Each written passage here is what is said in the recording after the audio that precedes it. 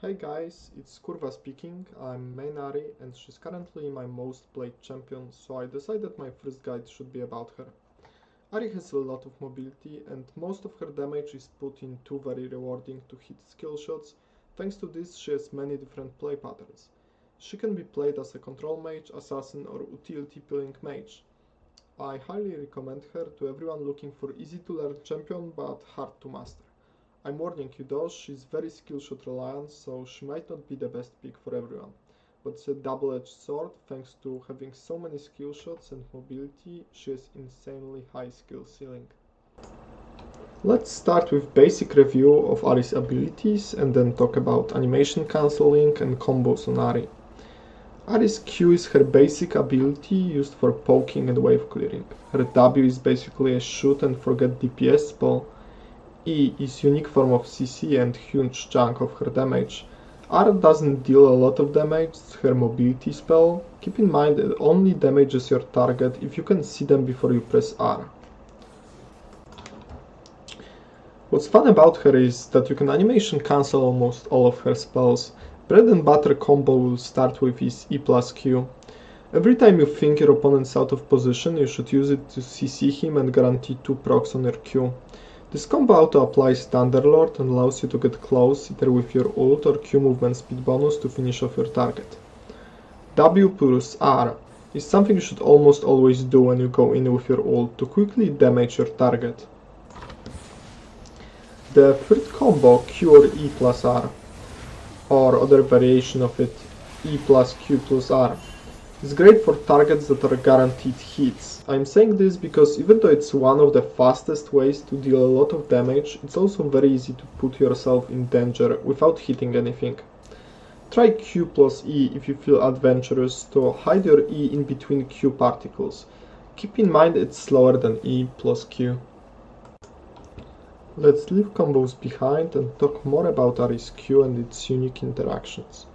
First of all, you can check if there is anyone in bush by casting Q there and checking your passive or listening to slightly different sound effect. Because it has two parts, there is a moment where it will deal 2 instances of damage, first magic and then true damage almost instantly. It's pretty hard to master it to do it consistently versus good opponents, but if you hit your Q you can immediately follow with auto attack by walking forward. This way you use very little of your mana, apply Thunderlord, and walk safely out thanks to Q bonus movement speed. Drawbacks of this strategy, aside from being hard to execute, is that it pushes the wave very hard, so you can easily end up with enemy jungler behind your back. The trick to do it constantly lies in applying trading stance to your games. Every time your minion is about to die, it's obvious your opponent will walk to it to last hit it, right? That's the time where you should cast your Q right at his face. If you do it properly, he should be stuck in auto attack animation and unable to respond. If you feel like you are experienced on Ari, try redirecting your Q with your ult or flash to apply second part of it, after someone flashed or moved. I've got a bonus tip for you guys: if you can see a skill shot coming at you that's about to kill you, don't risk it, and cast Q so you can juke it with bonus movement speed. Ari's E defines her as a champion. Hard to hit and very rewarding skill that can literally win a game if you hit it on a carry late game. There are times during laning phase where you can increase your chances of hitting it by clearing minions with your Q first and then making your opponent tank your own minions. The other way to increase your chances of hitting it is by E plus flash combo. That's very hard to react if your opponent isn't prepared. Keep in mind that usually if your opponent expects you to cast E at some point, for example during all-in or gank, it's best to hold it until last possible second to make him panic and burn his escapes first. You can also get very close to him to make it almost impossible to react and force him to predict and burn his... She'll try to interrupt my back the second time for sure. If she goes under tower, I'll flash.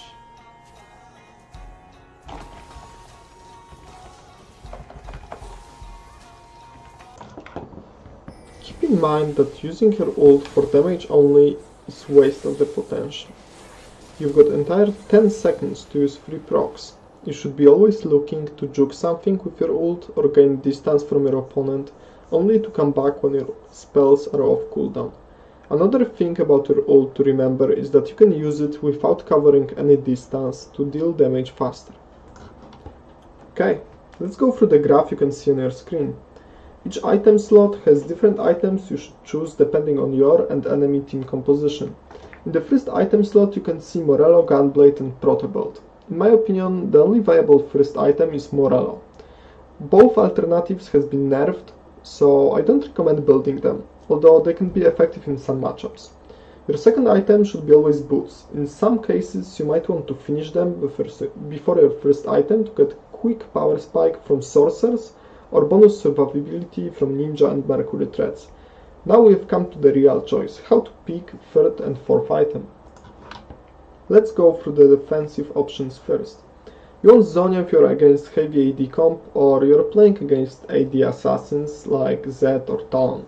In this case, I recommend building Zhonya as first item and getting Doran's Ring or Lost Chapter somewhere before you finish it to solve your mana issues. Banshee is an item you can't go wrong with.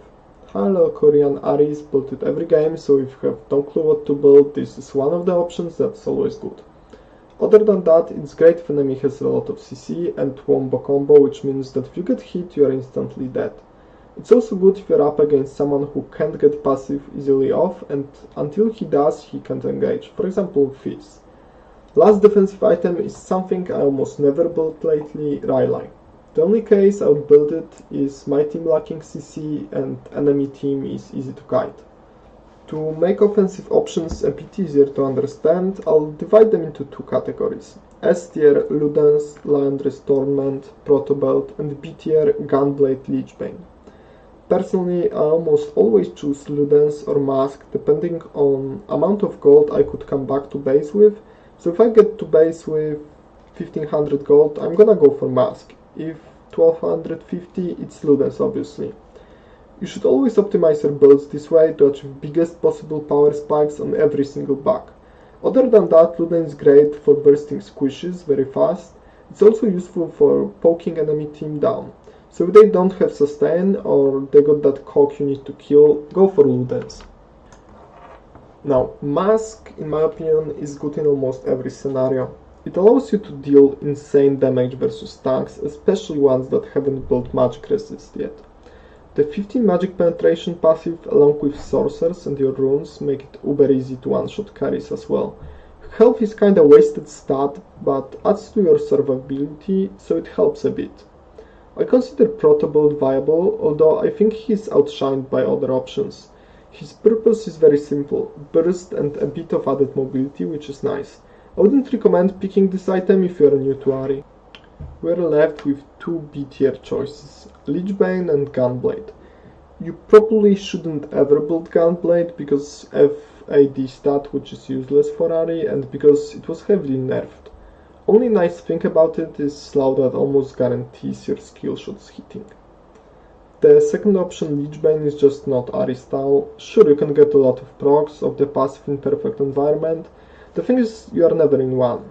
Most of the time in late game you won't be presented with the opportunity to weave autos because you will get bursted before you get them off. Also, what's the point of auto attacking if you can buy Ludens and deal similar damage much faster? It can be a nice snowballing item if you're ahead, but overall not recommended. Keep in mind that sometimes it's better to go for early void stuff. This item gives you biggest amount of damage per gold spent out of anything you could build. The only drawback is it doesn't have any passive that helps you in the game, so it's usually better to wait until enemy tanks start building MR. For example, if you're behind and just finished Mask as your second item and enemy tanks already have 150 MR, you should go for void stuff, especially if your AD is also behind, so there is no one who can kill their huge frontline. Rabadon should be your 5th or 6th item always. The only reason I built it earlier is if I buy needlessly large rod and after next buck I got enough to buy entire item. It's justified by the logic I presented earlier, always go for biggest possible power spike. This is the mastery page I use pretty much every time. Probably you could optimize it better in some matchups, for example taking assassin over cookies or going resolve tree in hard matchups.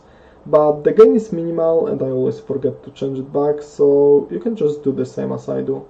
I take Split Masteries in Merciless, Meditation and Natural Talent Vampirism because it adds some versatility. Overall it's a matter of preference. Runes are very personal choice, so don't hesitate to change whatever you see on this screen. First page I'm using is basic control mage page with 10% cooldown reduction, some scaling magic resist glyphs, red magic penetration, yellow scaling health and AP queens. I would take this page if I'm not going to all-in my opponent for whatever reason. Good example would be Vladimir with passive jungler on their side. The second page is something I run almost constantly at the moment. Instead of cooldown reduction I go for some flat magic resist and scaling magic resist to get an edge on my opponent. Cooldown reduction doesn't give you a lot in terms of early game. Most of the time, if Ahri doesn't kill her opponent in first rotation 1v1, she's most likely dead. And I don't feel like this small amount of cooldown reduction level 6 gonna help out much. To summarize, this is aggressive page that says, I want to 1v1 you and you are going to be my bitch. I was always fond of generic rune page I showed you earlier, until I saw Abdo using this one, so I gave it a try and I'm loving it. Example of matchups I would take it against is Orianna or LeBlanc. Third page is the variation of first one with armor instead of health if you're up against AD matchup. Next one is my surrender the line option where I don't even take AP and go for full magic penetration and as much magic resist as I can. I usually run this if opponent has very dangerous mid laner and aggressive jungler. The duo I run this page a lot against is Elise and Syndra. When it comes to skill maxing, you always want to max your Q first. What you max second is matter of preference, but after Lux W nerf I started maxing E in almost every matchup. Some people max W in matchups that have very high juke chance like Zed or Fizz. Just try both ways and see what works for you. Always recommend to take second level of Q level 3 because usually you aren't in position to use W so early unless you're up against smaller champion. Ahri's playstyle is flexible, that's why you should adapt every single game. It's good to know that she's roaming mid laner, but simply saying that you should roam whenever you can doesn't tell you anything, does it? So I'll walk you slowly through the process I go every game to determine what I'll do. First step is understanding matchups in game. On your screen you can see few examples of good, bad and neutral matchups, but this description doesn't tell you much. You need to understand why something is a counter and why something is an easy matchup. There are two hard different kinds of bad matchups. Hard pushing champions like Anivia, Zilean, Malzahar or Vladimir that have some built-in survivability. You can't 1v1 Anivia and Zilean because most of the time you will run out of mana before you do, and Malzahar will simply ult you and one-shot you. This kind of champions require jungle assistance or smart backing timings to get offlane to roam without losing substantial turret HP. All-in champions like Katarina or Fizz. These kind of matchups are possible to outplay if you're mechanical god compared to your opponent, but if you sleep once, you are done. Easy matchups are usually scaling, immobile control mages that current meta is full of. Example would be Orianna, Talia, Victor. Now, when we finally load it into the game and we already know who's worth ganking for, who's likely to lose and who's likely to win, we should try to get to know our laner by looking for a poke with our Q whenever he's out of position or getting CS. At the same time, you shouldn't push your wave too hard. If you hit level 6 without yielding a kill on mid, it's a good indicator that you should start roaming if you got lanes that are worth ganking for. If not, look for deepward vision to track enemy jungler. Apply pressure by walking into jungle whenever you push mid in to threaten a gank so enemy laners are forced to play safer. Remember, if you see a fight starting, you can always get there first thanks to your free dashes, so always try to help your team. After the laning phase, you should usually look to group with your team and start fighting for objectives. Teamfights is something Ahri excels in thanks to her mobility and CC. During teamfights you can apply many different tactics. Peeling for your hyper carry, killing their carries, damaging their frontline. If you are ahead after the laning phase, you can also look for solo kills on out of position carries. Thanks to your mobility, you should be able to go in and out safely and quickly. Don't be scared to use your E to catch enemy carry off guard. It's really worth trying for. If you hit it and it's late game already, you are very likely to win game out of it. It's the end of this guide. It came out much longer than I anticipated. I also stream at Twitch /allkurva. I'll put the link in the description. Anyway, I hope you guys have learned something new today, and I'll see more animains in the days to come after I release this video. It's my first guide, so any feedback is deeply appreciated. Good luck and see you all in solo queue.